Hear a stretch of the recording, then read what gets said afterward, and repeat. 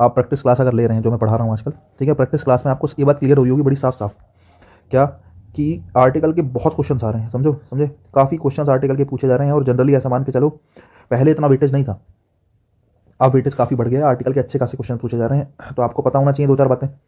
और देखो कहाँ पे आर्टिकल नहीं आता है, कहाँ पे आर्टिकल आता है, ठीक है, आएगा तो ए एन आएगा या द आएगा, ठीक है, ये सारी चीज़ें पूछ रहा है। आजकल एक नया पैटर्न शुरू हुआ है, मैं आपको बताया, जब आपने क्लास पढ़ी होगी तो मैंने वहाँ पे मेंशन करी है ये वाली बात कि एक लाइन लिख के देगा, कहेगा इस लाइन में कुछ गलती है, और उसी लाइन के चार ऑप्शन देगा, कहीं आर्टिकल लगा होगा, कहीं नहीं लगा होगा, कहीं ए एन लगा होगा, कहीं दा लगा होगा। तो आपसे इस तरीके से क्वेश्चन पूछता है। तो आर्टिकल के काफ़ी क्वेश्चन पूछे जा रहे हैं, बेसिक नॉलेज आपके पास होनी चाहिए। किन शब्दों के साथ आर्टिकल हमेशा आता है, किन शब्दों के साथ आर्टिकल कभी नहीं आता, किन शब्दों के साथ ए एन लगाना है, किन के साथ दा लगाना है, ए और एन में क्या फ़र्क है, ठीक है, किसके साथ फिक्स है कि आर्टिकल आएगा ही आएगा। तो ये बहुत सी चीज़ें हैं जो आर्टिकल में पढ़नी होती हैं। आर्टिकल केवल ए एन दा तक ही निश्चित नहीं है, या डेफिनेट इंडेफिनेट तक ही निश्चित नहीं है। तो आज हम आर्टिकल चैप्टर स्टार्ट करेंगे। अगर मैं आर्टिकल की बात करूं तो देखो आपको पता है कि आर्टिकल का यूज़ नाउन के लिए होता है। तो अगर मैं डेफिनेशन की बात करूं तो आर्टिकल जो है is a word which is use to modify a noun. An article is a word which is use to modify a noun. किसी नाउन को मॉडिफाई करने के लिए आर्टिकल का यूज़ करते हैं, ठीक है। बाकी नाउन किस प्रकार का होगा उस हिसाब से आप आर्टिकल को डिसाइड करते हैं, क्योंकि आर्टिकल के दो टाइप होते हैं। आर्टिकल कितने टाइप का होता है, दो टाइप का होता है, तो डेफिनेट और इनडेफिनेट। अब ये बात हालांकि मैं आज से पहले लाख बार बता चुका हूँ, क्योंकि कहीं ना कहीं जरूरत पड़ ही जाती है, डेफिनेट और इनडेफिनेट। ये बात हम काफ़ी पढ़ चुके हैं, डेफिनेट क्या है इनडेफिनेट क्या है। जैसा नाउन होता है उस हिसाब से आर्टिकल का यूज़ कर लेते हैं। डेफिनेट नाउन है तो डेफिनेट आर्टिकल, इनडेफिनेट नाउन है तो इनडेफिनेट आर्टिकल। डेफिनेट कौन होता है, दा होता है। तो डेफिनेट में किसको रखेंगे, दा को रखेंगे, और इनडेफिनेट में किसको रखेंगे, ए और एन को रखेंगे। इतनी बात आपको बेसिक तो यही ध्यान रखनी है ठीक है। जैसे ये रही कहानी। इसके बाद देखो डेफिनेट इंडेफिनेट की बात करें, ये वाली बात सबसे पहले मैं आपको क्लियर करा देता हूँ, डेफिनेट और इंडेफिनेट में क्या फ़र्क है। जैसे मैं कहता हूँ एक सेंटेंस और दूसरा सेंटेंस मेरे पास है, जैसे मैंने आपसे कहा कि ही बॉट फोन, और आपने कहा he lost phone, he lost phone that you gave him. मैंने दो सेंटेंस लिख के डेफिनेट इंडेफिनेट बताना चाह रहा हूँ कि डेफिनेट इंडेफिनेट की क्या डेफिनेशन हो सकती है। मैंने कहा ही बॉट अ फोन या द फोन, जो भी आपका हो गया, उसने एक फ़ोन खरीदा। मुझे बताओ फ़ोन नाउन है, अगर नाउन डेफिनेट होगा, अगर आपको लगता है नाउन डेफिनेट है तो दा का यूज़ कर लो। अगर आपको लगता है नाउन इंडेफिनेट है तो ए या किसका यूज़ कर लो, एन का यूज़ कर लो।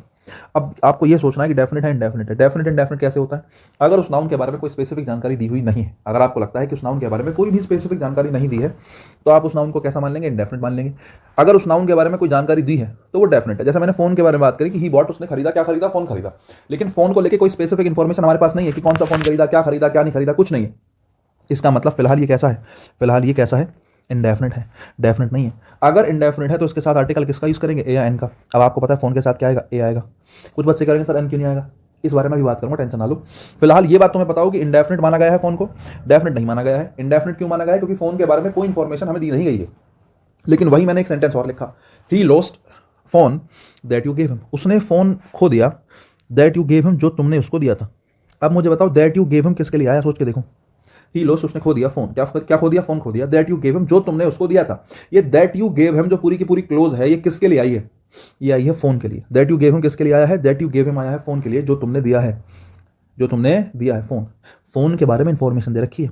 अगर फोन के बारे में इंफॉर्मेशन दे रखी है, इसका मतलब फोन जो है वो इंडेफिनेट नहीं, कैसा है फिलहाल, वही डेफिनेट फोन, वही निश्चित फोन। कौन सा फोन, जो तुमने उसको दिया है। और अगर डेफिनेट है तो डेफिनेट के लिए आर्टिकल क्या आता है, दा आता है। यही कारण है कि निचले वाले में क्या आएगा, या सेंटेंस नंबर 2 में किसका यूज करेंगे, दा का यूज करेंगे। He lost the phone that you gave him, उसने वो फोन खो दिया जो तुमने उसको दिया था, समझे। तो डेफिनेट और इनडेफिनेट में इस तरीके से चेंजेस चलते हैं। अब मैं आपको एक छोटी मोटी स्टोरी दे देता हूँ, ध्यान से देखो। अब आप अटेम्प्ट करना, ठीक है, कि कहाँ पे ए आएगा, कहाँ पे एन आएगा, कहाँ पे दा आएगा, ये देख लेना, ठीक है। जैसे मैं एक स्टोरी लिखता हूँ, 3-4 लाइनें लिखूंगा आपके लिए, ठीक है। देयर वॉज विलेज,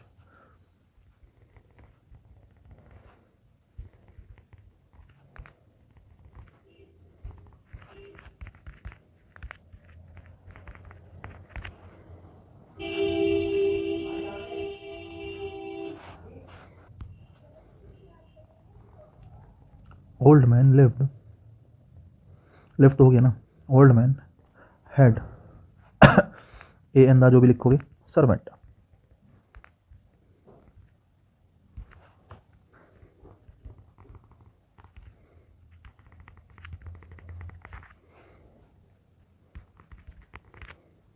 देखो भाई, मैंने 2 लाइन लिखी हैं आपके सामने, अब मुझे बताओ किस में एन आएगा किस में द आएगा, ये आपको बताना है, सोच के बताना।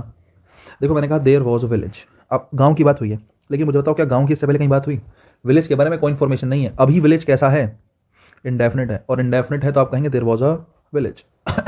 उसके बाद आपने कहा ओल्ड मैन लिव्ड, एक बूढ़ा आदमी वहाँ पे रहता था, एक बूढ़ा आदमी। अब बूढ़े आदमी के बारे में बात नहीं हुई, तो बूढ़ा आदमी जो है, जो ये जो ओल्ड मैन है, ये मैन भी जो है क्या होगा? इंडेफिनिट होगा। अगर इंडेफिनिट होगा तो क्या लगाएंगे? एन लगा देंगे, क्योंकि ओल्ड आया है तो क्या लगाएंगे? एन लगाएंगे, ठीक है। एन ओल्ड मैन लिव्ड इन, एन ओल्ड मैन लिव्ड इन, ओल्ड मैन जो है रहता था। अब बात आई विलेज की, कहाँ रहता था? विलेज में रहता था। मुझे बताओ क्या विलेज के बारे में जानकारी है? यार है तो सही, देखो ये आ गई पहले से जानकारी, ये रहा विलेज, विलेज के बारे में डिस्कशन हो चुका। अब विलेज इंडेफिनिट नहीं है, अब विलेज कैसा है? डेफिनिट है। और अगर विलेज डेफिनिट है तो आर्टिकल किसका यूज करेंगे? दा का। क्यों? क्योंकि विलेज के बारे में पहले बात हो चुकी है। नेक्स्ट देखो, ओल्ड मैन हैड, अब मुझे बताओ क्या ओल्ड मैन इंडेफिनिट है? डेफिनिट है। अब की बार ओल्ड मैन डेफिनिट है क्योंकि उसके बारे में चर्चा पहले से ही हो चुकी है, इसीलिए आप कहेंगे द ओल्ड मैन हैड। उसके बाद आई बात सर्वेंट की, क्या सर्वेंट के बारे में बात है? इससे पहले बात हुई है? नहीं हुई है। सर्वेंट इंडेफिनिट है, और अगर इंडेफिनिट है तो किसका यूज करोगे? आ का। अगर दूसरी बार देखूं, अब सर्वेंट की बात एक बार हो चुकी है, दोबारा में सर्वेंट कैसा होगा? डेफिनेट होगा। आप कहेंगे द सर्वेंट। अब देखो स्टोरी बिल्कुल जच गई है, बन गई है proper. There was a village, an old man lived in the village, ठीक है। The old man had a servant, the servant was very wise. तो ये खेल है डेफिनेट और इंडेफिनेट का। ये जो खेल है किसका है? डेफिनेट और इंडेफिनेट का। ये चीज आपको पता होनी चाहिए। मुझे लगता है बेसिकली जो मैं सिखाना चाह रहा हूँ यही है कि डेफिनेट किसको मानेंगे, इंडेफिनेट किसको मानेंगे, कैसे हम डेफिनेट इंडेफिनेट को डिवाइड करते हैं, कैसे हम आर्टिकल का यूज करते हैं डेफिनेट और इंडेफिनेट के रूप में, ठीक है भाई। उसके बाद देखो अगर मैं डिफरेंस की बात करूं कि ए और एन में क्या डिफरेंस है, तो हम बचपन से क्या पढ़ते आए हैं? हम बचपन से पढ़ते आए हैं कि आर्टिकल ए आता है किसके साथ? कॉन्सोनेंट्स के साथ। और आर्टिकल एन किसके साथ आता है? वोवेल्स के साथ, ठीक है। अब ये वाली बात अगर तुम्हें समझ में आ गई हो तो इसमें कोई दिक्कत की बात है नहीं, लेकिन आज के मामले में ठीक नहीं है, समझे। ये हम बचपन में पढ़ते आए थे, जो हमारे हिसाब से बचपन में सिखाया था वो ठीक है, लेकिन कंपटीशन पर थोड़ी सी हटके तुम्हें चीज़ें ध्यान रखनी पड़ेंगी। हिंदी में चलना पड़ेगा।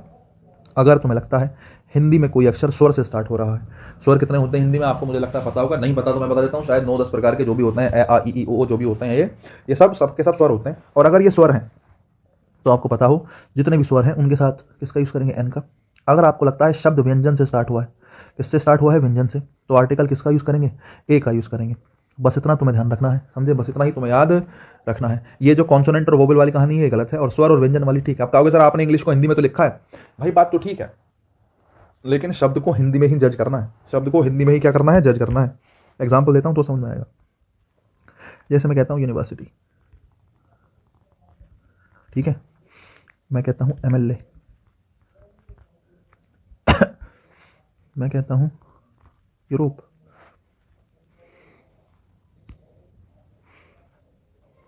मैं कहता हूँ आर, और जैसे ओल्ड मैन ऊपर आया था, ठीक है, विलेज आया था,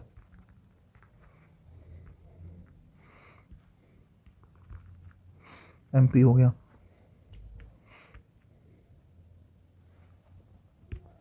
जैसे यूनिक बोल सकते हैं हम, ये तो यूनिक आइडिया, ठीक है। बहुत हो गए, अब ध्यान से सुनो।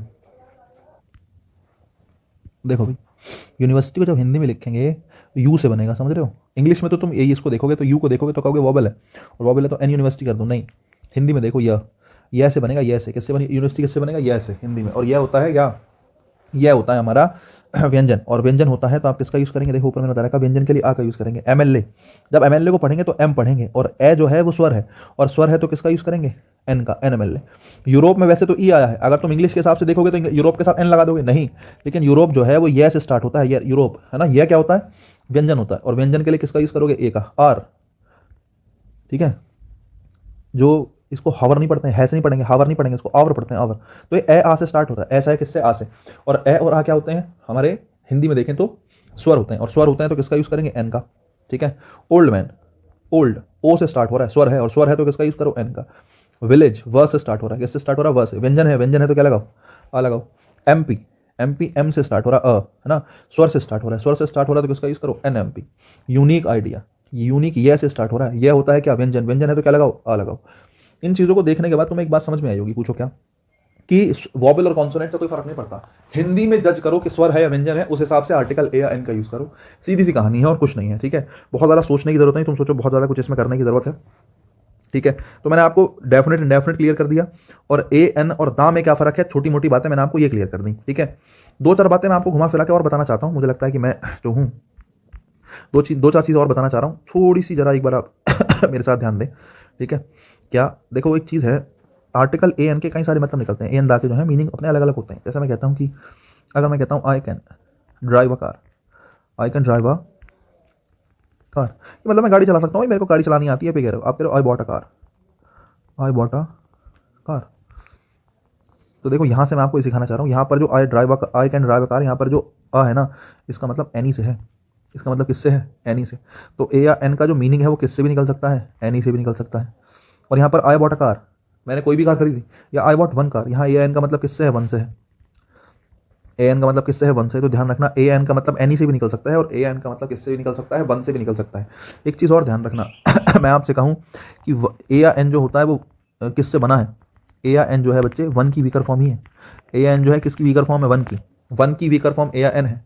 ठीक है, और दैट या दिस की वीकर फॉर्म दा होता है, ध्यान रखना। ए या एन किससे बने हैं, वन से बने हैं, ए एन किससे बने हैं, वन से बने हैं, और दा किससे बना है, दिस या दैट से बना है। दिस या दैट की वीकर फॉर्म जो होती है, दिस या दैट की वीकर फॉर्म जो होती है वो क्या होती है, दा होती है, ध्यान रखने की बात है। अब अगर तुम्हें बात समझ में आ गई तो मैं ये बात बताना चाह रहा हूँ, ये बात आगे काम आएगी कि ए एन का मतलब एनी से निकल सकता है, या फिर ए एन का मतलब किससे भी निकल सकता है, वन से भी निकल सकता है। दोनों ही बातें क्या है, सही है। ठीक है, एक बात इसके अलावा यहाँ से हम थोड़ी सी जरा एरर की तरफ बढ़ना शुरू करते हैं, जो पेपर में जनरली पूछी जाती है बातें उनकी तरफ। ठीक है, ठीक है, मैं कुछ सेंटेंसेस लिखता हूँ, ध्यान से देखना। वी हैव रिसीव्ड ओवर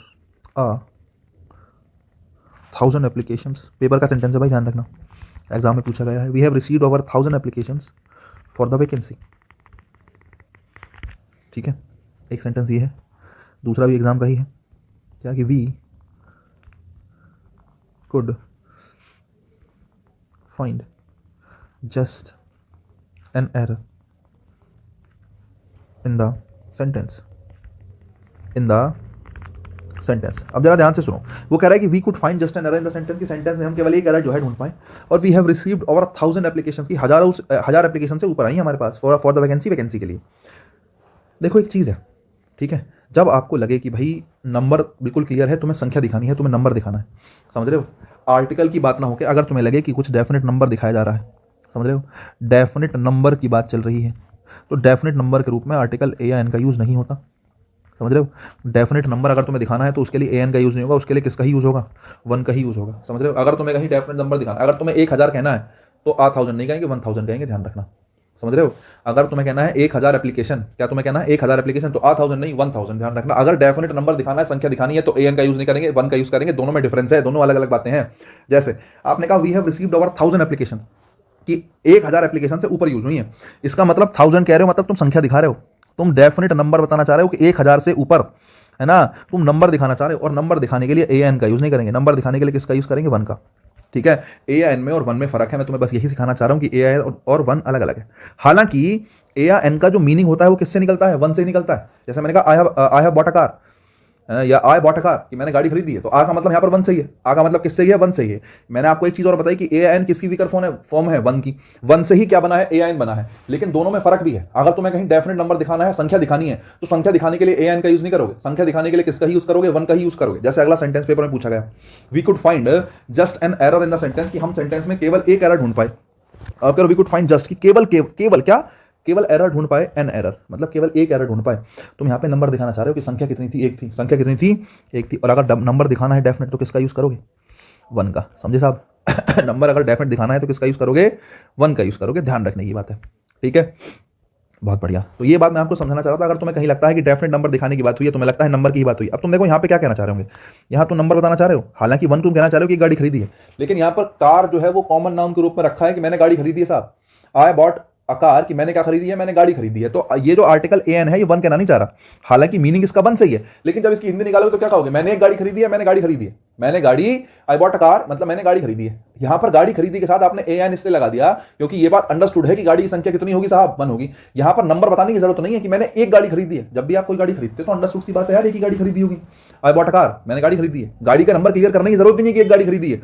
लेकिन जब आप कह रहे हो हजारों से ऊपर एप्लीकेशन आई है तो आप 1000 नहीं 1000, 1000 से ऊपर एप्लीकेशन आई है, 1000 से ऊपर, तो यहां पर 1000 आपको क्लियर करना पड़ेगा। इसलिए मैंने आपसे कहा कि ए एन की जगह किसका यूज करो, 1 का यूज करो। समझ मतलब कॉमन सी बात है। नेक्स्ट देखो, इसके बाद हम देख सकते हैं कुछ सेंटेंस मैं आपको और देता हूं। देखो कई बार ऐसा होता है कि कोई नाउन डेफिनेट तो नहीं है, समझ रहे हो, कोई नाउन दिखने में तो तुम्हें लगेगा कि डेफिनेट नहीं है, लेकिन कुछ सिचुएशन ऐसी बन जाएगी, कुछ सिचुएशन ऐसी बन जाएगी कि आपको वो डेफिनेट मानना पड़ेगा। आपको वो डेफिनेट क्या करना पड़ेगा, मानना पड़ेगा। जैसे मैंने ऊपर आपको स्टोरी सिखाई थी, मैंने आपको एक ऊपर स्टोरी दी थी ना कि भाई एक स्टोरी मैंने आपको दी जिसमें लिखा था विलेज आया एक बार तो ए लगाया, दूसरी बार आया तो दा लगाया, सर्वेंट आया एक बार तो ए लगाया, बाद में आया तो दा लगाया, ठीक है। लेकिन कुछ सिचुएशन ऐसी होती हैं जहां आपको पहली बार में ही दा का यूज करना पड़ जाएगा क्योंकि वो अंडरस्टूड सी बात होगी। अब तुम कहोगे सर मेरे तो समझ में आ नहीं रहा, मैंने कहा अरे अभी समझाते हैं, क्यों टेंशन ले रहे हो। जैसे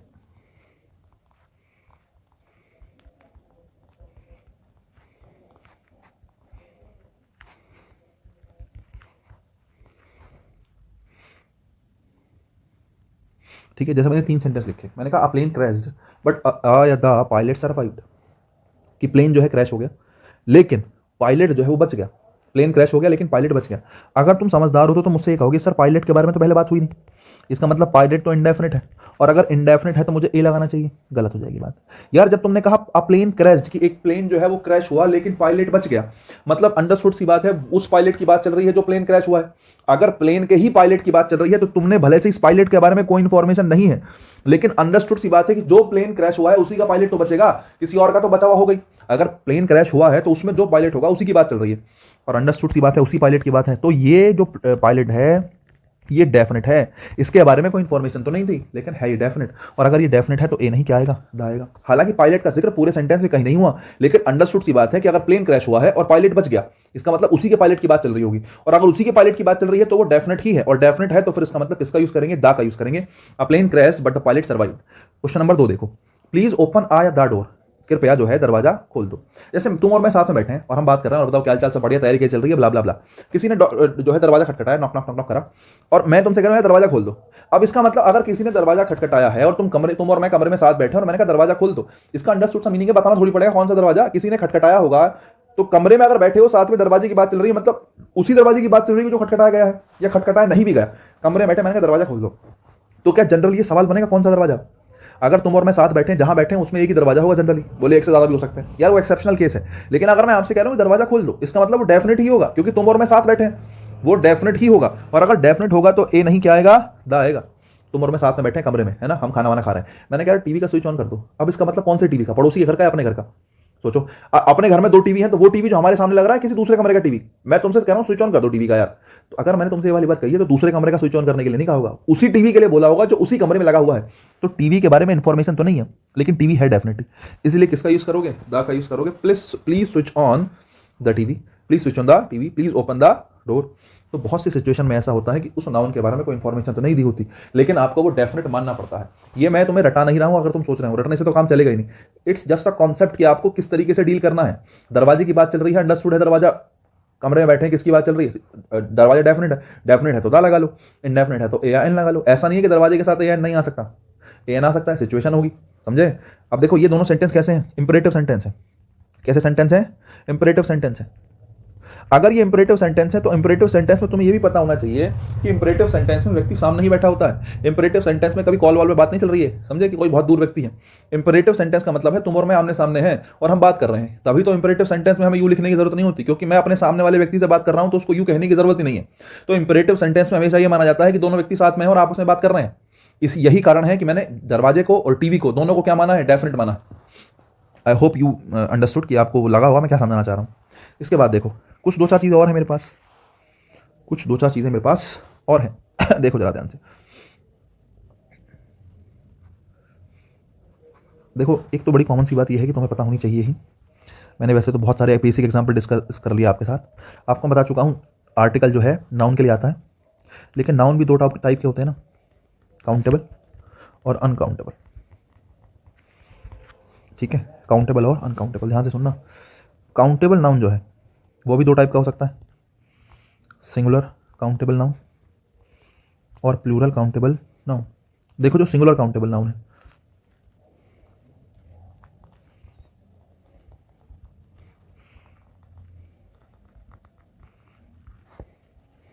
सुनो यार, ये तो मैंने मजाक मजाक बड़ी अच्छी टेबल बना दी। आ जाओ जरा, तुम्हें नहीं लग रहा मुझे दिख गया ना मैं बढ़िया बना रहा हूँ।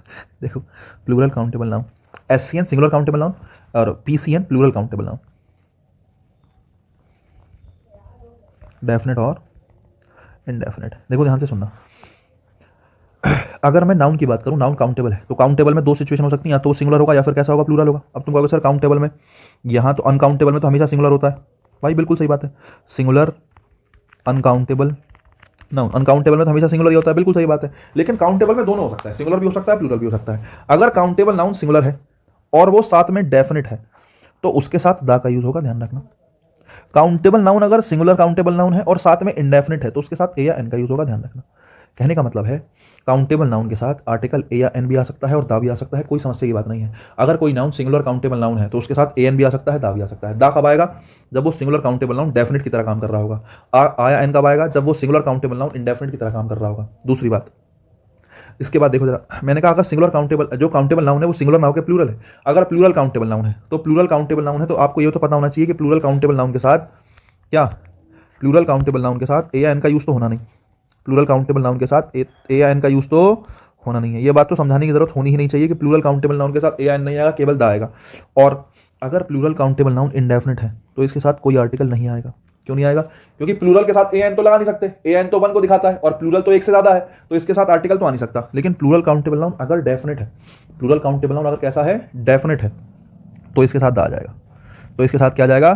तो इसके साथ दा आ जाएगा, कोई समस्या की बात नहीं है, ठीक है, ये ध्यान रखना है। अगर मैं अनकाउंटेबल की बात करूं, अगर नाउन जो है अनकाउंटेबल है तो आपको पता है अनकाउंटेबल के साथ ए एन तो आएगा नहीं, अनकाउंटेबल के साथ ए एन तो आ नहीं सकता, ठीक है साहब। आएगा तो क्या ही अनकाउंटेबल के साथ दा ही आएगा। अब देख लो, अनकाउंटेबल एक तो हमेशा सिंगुलर होंगे, प्लूरल हो नहीं सकते, और सिंगुलर में भी दो हो सकते हैं, डेफिनेट और इनडेफिनेट। ये तुम्हें पता करना पड़ेगा, एग्जाम में कभी लिख के नहीं देगा।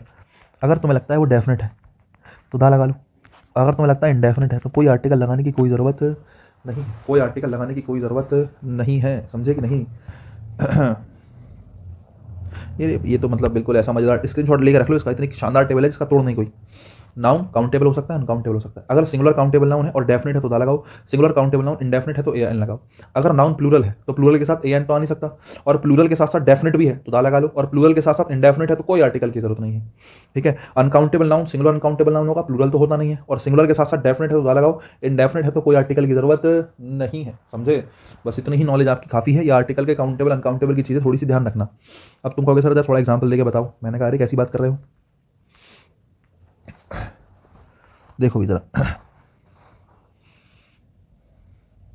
जैसे मैं एग्जांपल देता हूं तुम्हें,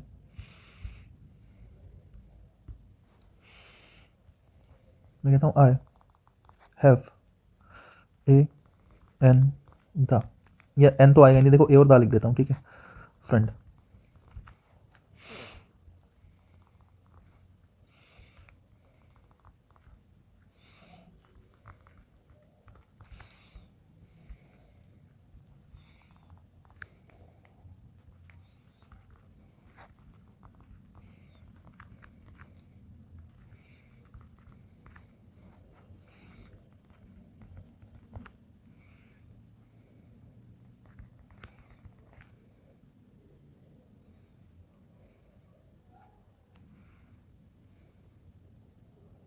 हम्म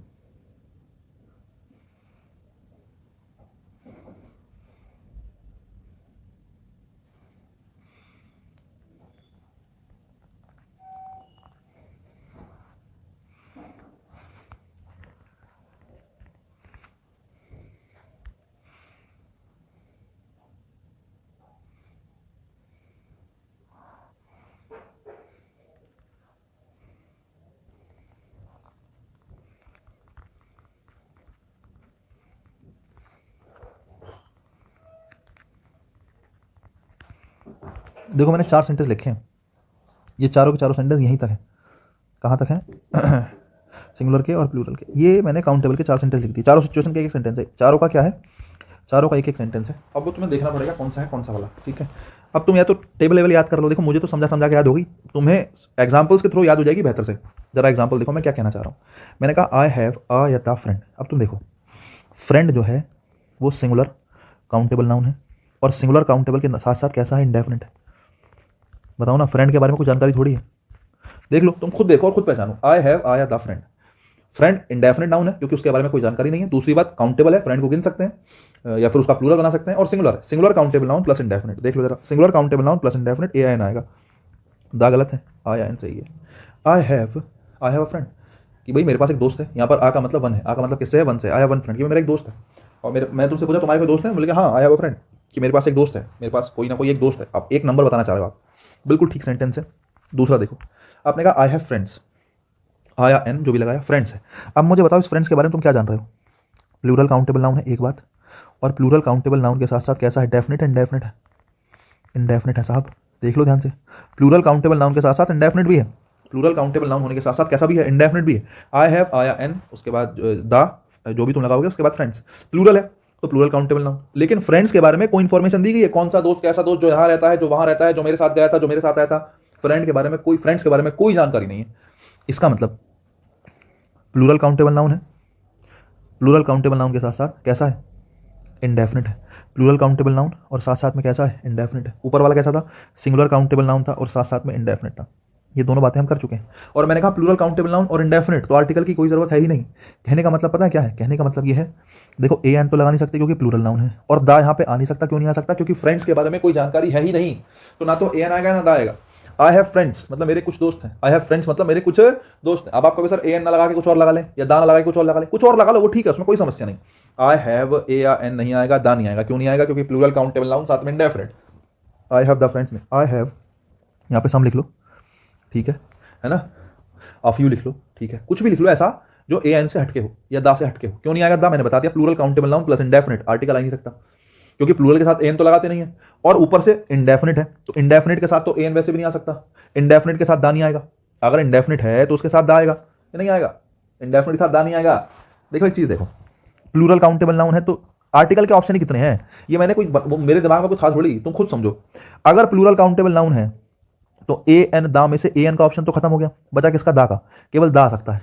लेकिन दा इंडेफिनिट के साथ थोड़ी आ जाएगा, इंडेफिनिट के साथ दा थोड़ी आएगा, दा तो किसके साथ आ सकता है, डेफिनिट के साथ आ सकता है। डेफिनिट के साथ देखो मैंने दा लिख रखा है।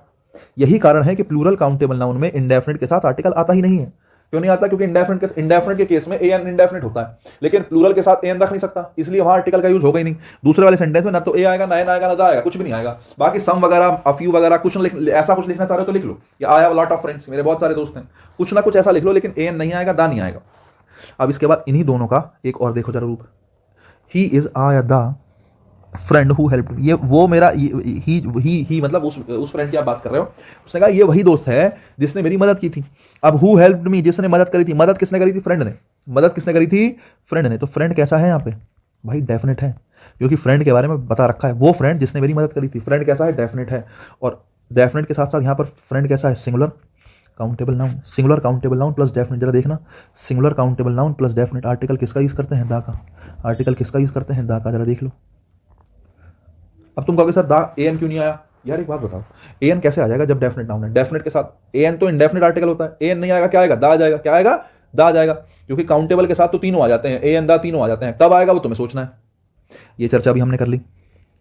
एक सेंटेंस और देख लो, दे आर आ या दा फ्रेंड्स हु हेल्प्ड मी, ये वही दोस्त हैं जिन्होंने मेरी मदद करी थी। हु हेल्प्ड मी, जिन्होंने मेरी मदद करी, किसने मदद करी, फ्रेंड्स ने। किसने मदद करी, फ्रेंड्स ने। अब प्लूरल है, प्लूरल के साथ ए एन तो आ नहीं सकता, क्या आ जाएगा, दा आ जाएगा। They are the friends who helped me. अब जरा देखना, फ्रेंड्स प्लूरल काउंटेबल नाउन है प्लस डेफिनेट है, plural countable noun plus definite. जरा देखना, plural countable noun plus definite, article किसका यूज करेंगे, दा का यूज करेंगे। देख लो, परफेक्ट बैठ रहा है, बिल्कुल कुछ है ही नहीं सोचने समझने का यार। मैंने जितनी बातें बताई हैं ये बड़ी कॉमन सी चीज़ें हैं, बस मैंने आपको रूल के रूप में बता दी कि हाँ नियम इस प्रकार से काम करता है या चीज़ें इस प्रकार से काम करती हैं, ठीक है।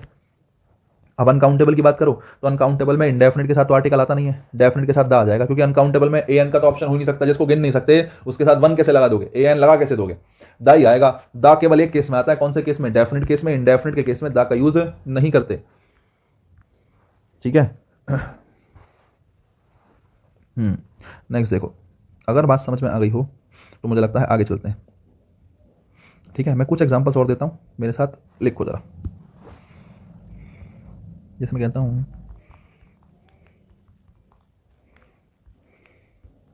ही saw tiger in the zoo, और मैं एक सेंटेंस लिखता हूँ, tiger is our national animal. ठीक है साहब, दो सेंटेंस और लिखता हूँ, तुम कहो तो, शी गिफ्टेड मी फ़ोन, कि उसने मुझे फ़ोन गिफ्ट किया, और मैं कहता हूँ ग्राहम बेल इन्वेंटेड फ़ोन। और दो सेंटेंस लिखता हूँ, he found flute lying there, उसने एक बांसुरी पड़ी पाई, देयर मतलब वहाँ पर, किसी प्लेस की बात कर रहा है। और मैं एक सेंटेंस और कहता हूँ, ही played flute at the ceremony. मुझे लगता है आपको बात समझ में आएगी। अब आपको नहीं आई तो फिर कभी नहीं आएगी, समझे? अरे आएगी, टेंशन मत लो। मैं थोड़ा ना ऐसा कि मैं डरा के पढ़ाने वाला व्यक्ति हूँ, समझे? तो मैं मेहनत करवाता हूँ ज़्यादा, कि भाई करना ही पड़ेगा, ऐसा काम चलेगा नहीं। 2-4 चीज़ें तुम एक्स्ट्रा पढ़ लोगे लेकिन फिर कभी कॉन्सेप्ट कमज़ोर रहेगा नहीं, इसलिए नंबर ऑफ सेंटेंस मेरे पास हमेशा ज़्यादा रहते हैं बाकियों के कंपेरिजन में। देखो ज़रा, मैं तुम्हें एक बात बताना चाहता हूँ कि यहाँ पे जो टाइगर है, पढ़ के देखो ज़रा, कैसा नाउन है टाइगर? सिंगुलर काउंटेबल नाउन, और काउंटेबल नाउन के साथ तीनों आर्टिकल आ जाते हैं, ए एन और दा, तीनों आ जाते हैं, ध्यान रखना। सिंगुलर काउंटेबल नाउन के साथ दोनों आ जाते हैं, ए एन भी आ जाता है और दा भी आ जाता है। ए एन तब आ जाता है जब इंडेफिनिट सिचुएशन हो, जब कैसी सिचुएशन हो? इंडेफिनिट सिचुएशन हो।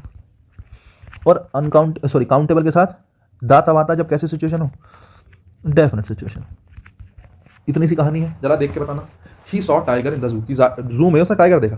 अब क्या पूरे जू में एक ही टाइगर होगा? सोच के देखो कि भाई एक टाइगर था वही देख लिया, नहीं, बहुत सारे टाइगर होंगे। ठीक है, तुम यहाँ क्या कहना चाह रहे हो बताओ? टाइगर डेफिनेट होगा इंडेफिनेट होगा? मैं ये कहना चाह रहा हूँ, अगर जू में एक ही टाइगर है वही देख लिया तो भाई दा लगा दो, he saw the tiger in the जू। लेकिन जनरली ऐसा होता नहीं है, एक सारा टाइगर होंगे तो, और अगर होगा भी, एक भी होगा तो मेंशन तो करा नहीं गया। तो अंडरस्टूड सी बात है कि यहाँ पे टाइगर जो है वो कैसा है? Definite indefinite. टाइगर यहाँ पे इंडेफिनेट है बच्चे, टाइगर के बारे में कोई इन्फॉर्मेशन नहीं है। टाइगर कैसा है? इंडेफिनेट। कैसा है? इंडेफिनेट। तो आप क्या कहोगे? He saw a tiger, he saw a tiger in the जू, he saw a tiger in the जू, कि उसने एक टाइगर देखा जू में, समझे? उसने एक टाइगर देखा किसमें? जू में। अब यहाँ पे इंडेफिनेट की बात है इसलिए आपने ए लगा दिया। ठीक है, बिल्कुल सही बात है। ही सॉ टाइगर की बहुत सारे टाइगर होंगे, उनमें से एक टाइगर उसने देखा जू के अंदर, बहुत बढ़िया। लेकिन अगला सेंटेंस में लिखता हूँ, tiger is our national animal. अब देखो, अगर तुम यहाँ लिखते हो अ, तो इस आ का मतलब क्या है? A tiger is our national animal, कि बहुत सारे टाइगर में से कोई एक टाइगर जो है, आ का मतलब किससे होता है? आर्टिकल ए का मतलब किससे है? एक से, कि जो एक टाइगर है वो हमारा नेशनल एनिमल है, बाकी उसके अलावा जितने टाइगर है वो नेशनल एनिमल नहीं है। कभी सोचो, केवल एक टाइगर है नेशनल एनिमल, ये कहना चाह रहे होंगे, सोच के देखो। ठीक है, अच्छा, अगर मैं लगाता हूँ दा, अगर मैं लगा देता हूँ दा, तो the tiger is our national animal. The tiger मतलब कोई स्पेसिफिक टाइगर है जो नेशनल एनिमल है, बाकी कोई भी टाइगर नेशनल एनिमल नहीं है। देखो, अगर तुम इस तरीके से सोचोगे तो तुम्हें दोनों ही गलत लगेंगे या दोनों ही सही लगेंगे। Article a tiger is our national animal या the tiger is our national animal, दोनों ही ठीक लगेंगे या दोनों ही गलत लगेंगे। मैं तुम्हें ये बताना चाह रहा हूँ, इस वाले सेंटेंस में कॉन्सेप्ट डेफिनेट इंडेफिनेट का है ही नहीं, कि टाइगर डेफिनेट है इंडेफिनेट है। मुझे बताओ, टाइगर इंडेफिनेट ही होगा कि जितने भी टाइगर हैं भाई, सबके सब, कोई भी टाइगर होगा उसको क्या बोलेंगे कि ये हमारा नेशनल एनिमल है, किसी खास को तो कह नहीं सकते हो। और ए लिख दोगे तो भी गलती है कि एक टाइगर हमारा नेशनल एनिमल है। तो कहने का मतलब है यहाँ डेफिनेट इंडेफिनेट की कहानी ही नहीं है, यहाँ बात है पूरी कैटेगरी की। और जब जब पूरी कैटेगरी दिखानी हो तो कैटेगरी कभी भी ए से नहीं दिखाई जाएगी, कैटेगरी हमेशा किससे दिखाई जाएगी? दा से दिखाई जाएगी, समझे? टाइगर की पूरी कैटेगरी की बात चल रही है, जो भी टाइगर आ रहा है, जो भी टाइगर की कैटेगरी में आ रहा है, सारे के सारे टाइगर जो हैं वो हमारे नेशनल एनिमल हैं। तो यहाँ पे दा का यूज़ करेंगे, किसका यूज़ करेंगे? दा का। और दा स्पेसिफिक को नहीं दिखा रहा है यहाँ पर, दा जो है वो स्पेसिफिक को नहीं दिखा रहा, ध्यान रखना। दा किसको दिखा रहा है? पूरी की पूरी कैटेगरी को, समझे? पूरी की पूरी फैमिली को इंडिकेट कर रहा है, जितने भी टाइगर हैं सबके सब की बात कर रहा है। यहाँ पे दा कैटेगरी के लिए आया है। सेम चीज़ देखो जरा, मैंने कहा शी गिफ्टेड मी फ़ोन, उसने मुझे गिफ्ट किया, फ़ोन गिफ्ट किया। फ़ोन कैसा है? सिंगुलर काउंटेबल नाउन है, और सिंगुलर काउंटेबल नाउन के साथ आपको पता है ए एन दा तीनों आ जाते हैं साहब। लेकिन देखो, डेफिनेट है इंडेफिनेट है? फ़ोन कैसा है? फ़ोन इंडेफिनिट है। तुमने फ़ोन के बारे में कोई जानकारी थोड़ी दी कि उसने कौन सा फ़ोन दिया, बताओ। फ़ोन के बारे में कोई इन्फॉर्मेशन है? फ़ोन इंडेफिनिट है, इसके बारे में कोई जानकारी नहीं है कि उसने मुझे कौन सा फ़ोन गिफ्ट किया, क्या फ़ोन गिफ्ट किया, कितने पैसे का नहीं, वो फ़ोन जो मुझे पसंद था, कोई बात नहीं कही गई है। और अगर इंडेफिनिट है तो she gifted me a phone, she gifted me a phone. लेकिन वहीं अगला सेंटेंस देखना, Graham man invented, Graham man ने इन्वेंट किया, क्या इन्वेंट किया? The phone. अब तुम कहोगे सर दा क्यों आया? साहब पूरी की पूरी कैटेगरी को दिखाने के लिए आया है, पूरी की पूरी कैटेगरी, मतलब फोन की पूरी कैटेगरी का इन्वेंशन करा ना उसने। उससे पहले फोन होता नहीं था, जब ग्राम मैन ने इन्वेंट किया तो फोन को इन्वेंट किया। तुम कहोगे आ फोन का मतलब एक फोन इन्वेंट किया उसने, यहाँ पर दा लगाना पड़ेगा। और दा का मतलब कोई खास फोन से नहीं है, दा का मतलब है पूरी की पूरी फोन की एक कैटेगरी उसने इन्वेंट करी, इन्वेंटेड द फोन। फोन की एक कैटेगरी जो थी नहीं, उसने एक नई कैटेगरी बना दी, इन्वेंटेड द फोन। तो पूरी की पूरी कैटेगरी दिखाने के लिए किसका यूज करते हैं? दा का यूज करते हैं, ध्यान रखना। जैसे he found flute lying there, उसने बांसुरी पड़ी देखी, लाइंग देयर मतलब वहाँ पे पड़ी हुई थी, फ्लूट मतलब बांसुरी। उसने पाया कि वहाँ पे बांसुरी पड़ी हुई थी। मुझे बताओ फ्लूट के बारे में कोई इन्फॉर्मेशन है? किसकी है? राम की, श्याम की वहाँ रखी हुई थी, ये तो पता है तुम्हें। राम की है, श्याम की है। वो फ्लूट जो इसने बजाई थी, वो फ्लूट जो उस व्यक्ति ने बजाई थी, वो फ्लूट जो सबसे फेमस है, कोई जानकारी नहीं है। फ्लूट के बारे में इन्फॉर्मेशन है ही नहीं। और अगर इन्फॉर्मेशन नहीं है तो किसका यूज़ करोगे? इंडेफिनिट है, और इंडेफिनिट है तो किसका यूज़ करोगे? आ का। He found a flute lying there, ठीक है साहब। वहीं नेक्स्ट देखो, he played flute at the ceremony, उसने फ्लूट बजाई कब? सेरेमनी में। अब यहाँ पे फ्लूट का मतलब बांसुरी से नहीं है, यहाँ पर फ्लूट का मतलब पता है किससे है? यहाँ पर फ्लूट का मतलब एक तरीके से क्या? Type of instrument, type of क्या? इंस्ट्रूमेंट, एक तरीके का वाद्य यंत्र बजाया उसने। तो वाद्य यंत्र एक तरीके का बजाया। यहाँ पर फ्लूट को तुम ऐसे नहीं देखोगे कि भाई गिनती की एक ही फ्लूट बजाई तो ये लगा दो, नहीं। टाइप ऑफ इंस्ट्रूमेंट है, पूरी की पूरी कैटेगरी है। बहुत सारी कैटेगरी, मतलब बहुत सारी चीज़ें होती हैं बजाने वाली, है ना, इंस्ट्रूमेंट्स होते हैं बहुत सारे बजाने वाले। उनमें से एक क्या है? फ्लूट है, उसको उसने बजाया है। कि he played the flute at the ceremony, कि उसने सेरेमनी में क्या बजाई है? फ्लूट बजाई है। तो यहाँ पर दा फ्लूट का मतलब ये नहीं कि कोई खास फ्लूट बजाई होगी उसने, कि भाई एक स्पेसिफिक फ्लूट है जो उसने बजाई, ना ना ना। कभी तुम सोचो दा का मतलब डेफिनेट है, मतलब कोई खास फ्लूट है, नहीं। यहाँ पर दा जो है स्पेसिफिक को दिखाने के लिए नहीं आया, डेफिनेट को दिखाने के लिए नहीं आया। यहाँ पर दा आया है टाइप ऑफ इंस्ट्रूमेंट को दिखाने के लिए, कि भाई एक जो है इंस्ट्रूमेंट है फ्लूट, उसके लिए हमने किसका यूज़ किया? दा का यूज़ किया। वहीं फ्लूट को इंडेफिनिट मान सकते हैं, तो आपने किसका यूज़ कर दिया? ए या एन का। किसका यूज़ कर दिया? ए या एन का। तो कैटेगरी दिखानी हो, टाइप ऑफ समथिंग दिखाना हो, तो उस सिचुएशन में दा का यूज़ आप कर सकते हैं साहब, बिल्कुल ठीक है, कोई समस्या की बात नहीं है। मैंने आपको डिफरेंशिएट करने की कोशिश करी है कि कई बार ऐसा है कि बहुत सी चीज़ें लिखी नहीं होती लेकिन अंडरस्टूड होती हैं, आपको समझनी पड़ती है कि हाँ ये कैसे कैसे हुआ, कैसे कैसे नहीं हुआ। समझ रहे हो? बहुत बढ़िया। देखो बाकी मैं कुछ क्वेश्चन और देता हूँ तुम्हें। बेसिकली मैं आर्टिकल के ही ए एन के यूज़ की बात करूँगा, यूज़ ऑफ आर्टिकल ए या एन। जैसे कि आपको पता है ए एन किसके साथ ही आता है? सिंगुलर काउंटेबल नाउन के साथ ही आता है, ठीक है, मैं बता चुका ही हूँ ये वाली बात। और स्वर व्यंजन का डिफरेंशिएट आप करना जानते हैं। मैं कुछ एग्जांपल देता हूँ आपको। जैसे मैं कहता हूँ कि ही, अब तुम कहोगे सर ये बात तो बता चुके हो। यार बता चुका हूँ, लेकिन एग्जाम्पल बहुत ज़रूरी होता है, समझे? जब तक देख के जज ना करो तब तक मज़ा नहीं है। He owns a poultry at his village, he owns a poultry at his village. Next देखो, they gave him a paper to write his name. He gave him a paper to write his name.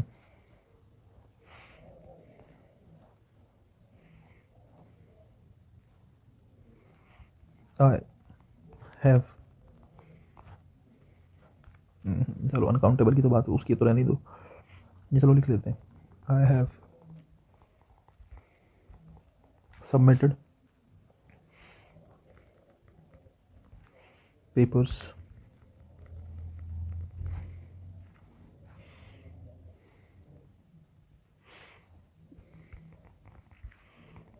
which were required for this job.